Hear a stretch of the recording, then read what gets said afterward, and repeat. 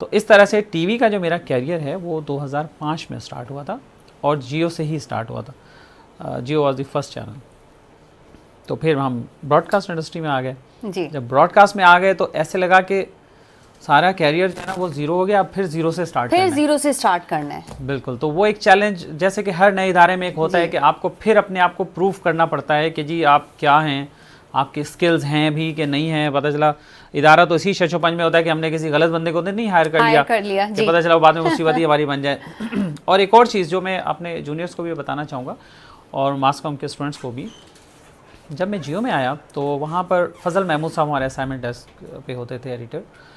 तो वो हमें इतना दौड़ाते थे रोज़ाना, मतलब आप यूँ समझे कि मैं डेली की 10, 12, 15 तक न्यूज़ फाइल करता था। अच्छा। उसमें OC भी होते थे, उसमें प्रेस रिलीज भी होती थी, चीज़ें उस वक्त बहुत बुरा लगता था। और मतलब हम उन्हें ज़ाहिर मुंह पे नहीं कह सकते थे, सीनियर थे, लेकिन एक दिल में सोचते थे कि यार दौड़ाते ही रहते हैं हर वक्त, बस बैठने का, एक सांस लेने का भी टाइम नहीं मिलता। लेकिन आज मैं इस बात को अप्रिशिएट करता हूँ और जहाँ मुझे वो मिलते हैं मैं उनको थैंक्स भी करता हूँ और उनको रिमाइंड कराता हूँ कि आपने अगर हमें नहीं दौड़ाया हुआ होता तो हम इतना कुछ सीख नहीं सकते थे। जो डाइवर्जन है, जो डाइवर्सिटी है मीडिया की फील्ड में itself, it's not only the case कि बस सिर्फ आप रिपोर्टिंग ही कर रहे हैं और रिपोर्टर ही हैं, लेकिन उसके साथ और भी चीज़ें आपको करनी होती हैं। और ख़ासतौर पे जियो में जब मैं रहा तो मुझे बहुत अच्छा मौका मिला। वैसे मेन बीट मेरी हेल्थ रही है स्टार्टिंग से। जो फील्ड में जो लोग मुझे ज़्यादातर जानते हैं वो हेल्थ रिपोर्टर के तौर पे जानते हैं।